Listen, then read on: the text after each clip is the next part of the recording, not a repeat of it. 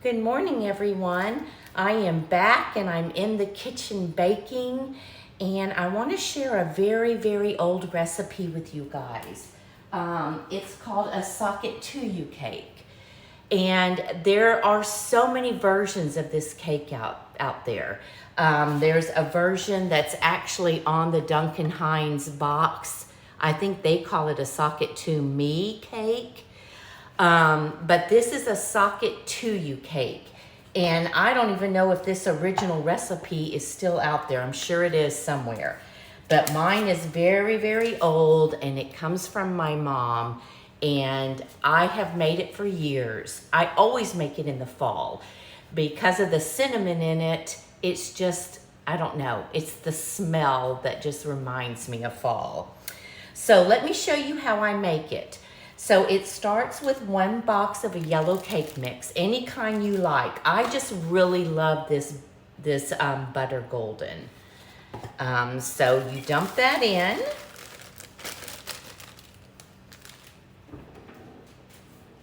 And it calls for a small package of vanilla pudding. Now, none of the other recipes have pudding in them, but the original one does. So I'm gonna throw that in there. And then it calls, I'm gonna go ahead and put this on my mix. Well, no, I'm gonna go ahead and add it in. It calls for 3/4 cup of oil. I always use canola oil because it's healthier, I think. And it calls for 3/4 cup of water. I know I say never add water to your mixes, but in this case, it's an original recipe, so I do it. All right. Now, I am actually going to put this on my mixer and mix it in on slow. And as soon as that combines, I'm going to add my eggs. After I add each egg, I'm going to beat it for 6 minutes. So let's go ahead and add 1 egg.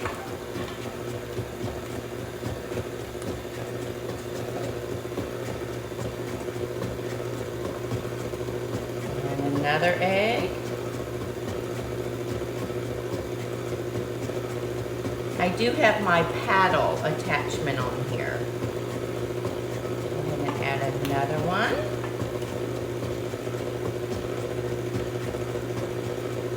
I'm going to add my last.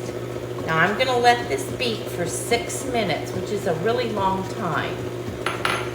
So I'm going to turn off the camera and I'll come back. Okay, everyone, this has been going for 6 minutes, and it just is really light and fluffy. So I think that's what you want to get here.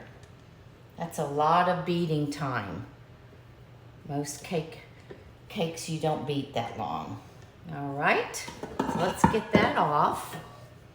Let's get this out of there. Okay, now this cake has a streusel center to it. So, oops, you know, I messed up something here, guys. Hang in there with me. Thank goodness this is real life.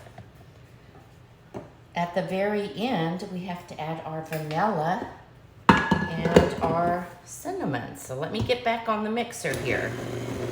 Okay, so this calls for cinnamon, so I'm going to add that in slowly.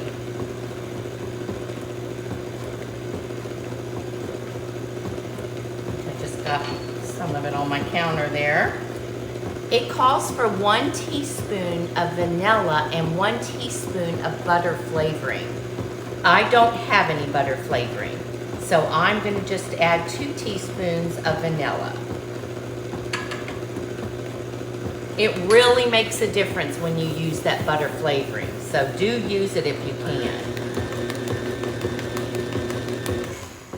All right, now I think we're ready.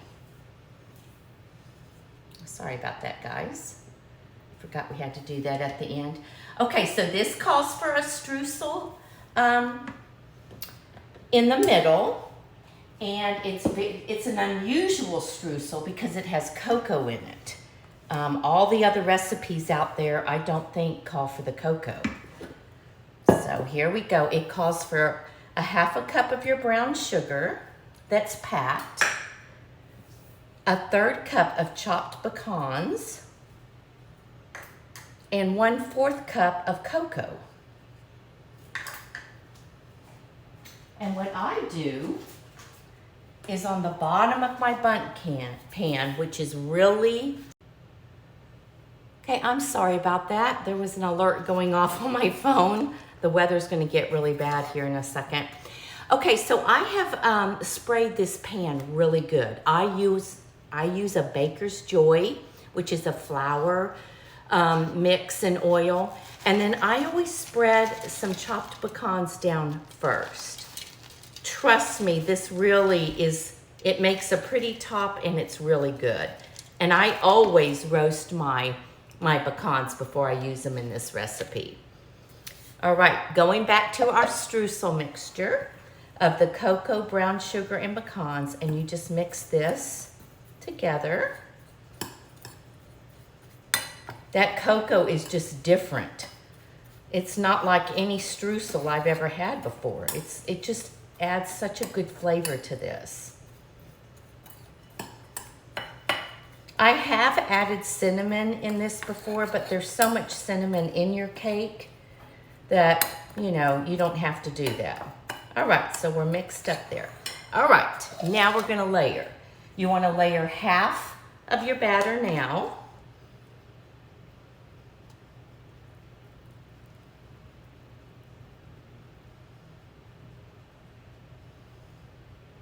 All right, I'm gonna add just a tiny bit more over here. Sometimes I add too much and then it's just all at the bottom. All right, then you're going to layer in your streusel. I know it seems like a lot, but it really isn't. I guess you could actually do 2 layers if you wanted to. I'm pouring it all in for 1 layer.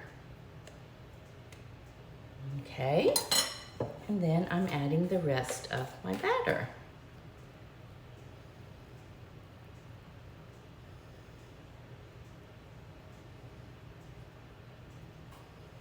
Make sure you do leave enough batter that you can cover your streusel here.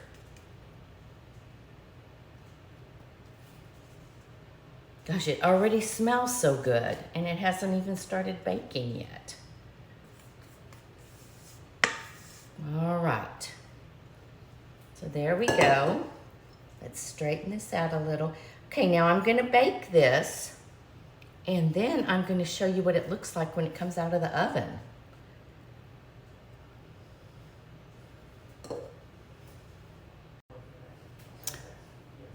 Okay, everyone, this just came out of the oven and it smells so good. So I've let it cool about 10 minutes, and then this is kind of tricky. I wanted to show it with you guys because this is marble and it's so heavy. You just stick it on top. If this bundt cake, you guys, was puffed up, I would have to trim it down. But since it's not, I'm gonna be able to lay my cake plate right on top of it and just flip it right on over. Once you do that, make sure that you center your cake where you want it before you take your pan off. And there it is. It smells heavenly. And I don't know if you guys can see the swirl on it. Let me turn another light on. It's just, it swirls around it. It's just so pretty and so yummy. And then see the pecans on the top? So what I'm going to do is let this cool completely, and then I will drizzle it with a yummy drizzle. And I'll show you that with the recipe.